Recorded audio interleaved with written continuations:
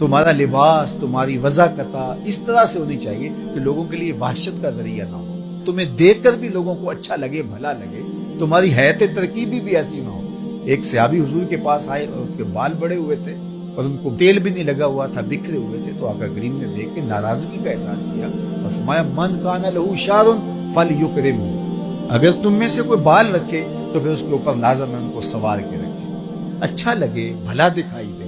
यानी दिखने में तुम अच्छे लगो, बोलने में अच्छे लगो, रवैयों में अच्छे लगो, तुम्हारे करीब से गुजरे तो तुम्हारे बदन से फूटती खुशबू से उसको राहत पहुंचे, ना कि बदन से निकलती हुई बदबू से उसको तकलीफ पहुंचे। ये हमारा दीन हमें सबक देता है, दरस देता है। तो मुझे बताओ, जो दीन इस कदर लतीफ मिजाज का हामिल है, तो उस दीन में कैसे होगा कि हम एक दूसरे के गिरेबान नोच रहे हों, एक दूसरे की दस्तारें फाड़ रहे हैं, एक दूसरे के जुब्बे खींच रहे हों, एक दूसरे पर खुद कुछ हमले कर रहे हों, और जो है वो अपने बदन पे बम बांध करके इंसानों के अंबों में घुस करके बिखरते हुए लाशों पर जश्न मना रहे हों। गाली गलोच का तस्वर हम दीन करार दे दें और इस मुआशरे के अंदर तलखियां भर दें और एक दूसरे के लिए नफरतों के अलाव रोशन कर दें और माहौल के अंदर गलाजत ही गलाजत फैल जाए। हमारा दीन नरम दीन है, हमारा दीन मोहब्बतों का दीन है। अल्लाह ने अपने महबूब से कहा, लो कुन्ता फज़्ज़न गलीज़ल क़ल्बि लनफ़द्दू मिन हौलिक। महबूब, अगर आप तुरश मिजाज होते तो इतने गिर्द जो आपके लोग जमा हुए हैं कभी भी जमा न हो पाते।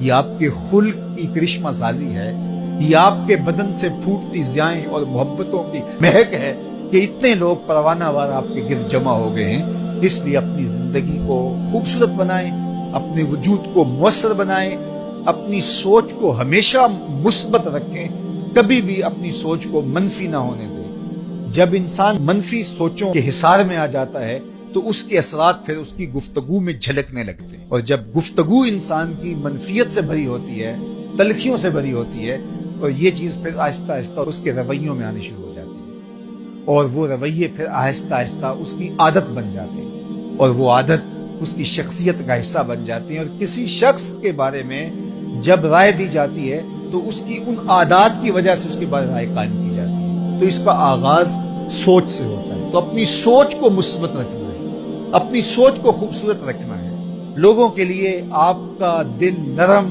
रकीक, मोहब्बत से भरा हुआ, मखलूक खुदा के लिए जो है वो आपके दिल के अंदर उल्फत और प्यार भरा हुआ। एक जनाजा गुजरता है और आका करीम अलैहिस्सलाम तासुफ का इजहार करते हैं। तो किसी ने कहा, हुजूर ये तो किसी काफिर का जनाजा है। तो कहा कि मुझे इस बात पे अफसोस हुआ है कि ये काफिर होके क्यों मरा, काश के ये ईमान कबूल कर लेता। तो काफिरों के लिए भी दिलों के अंदर ये जज्बात और ये मोहब्बत कि काश के वो भी ईमान की दौलत से माला माल हो जाए। नफरत गुनाह से है, नफरत गुनाहगार से नहीं है। तो जब गुनाह से नफरत होगी, गुनाहगार से नफरत नहीं होगी, तो फिर गुनाहगार के वजूद से गुनाहों को दूर करने की हम कोशिश करेंगे।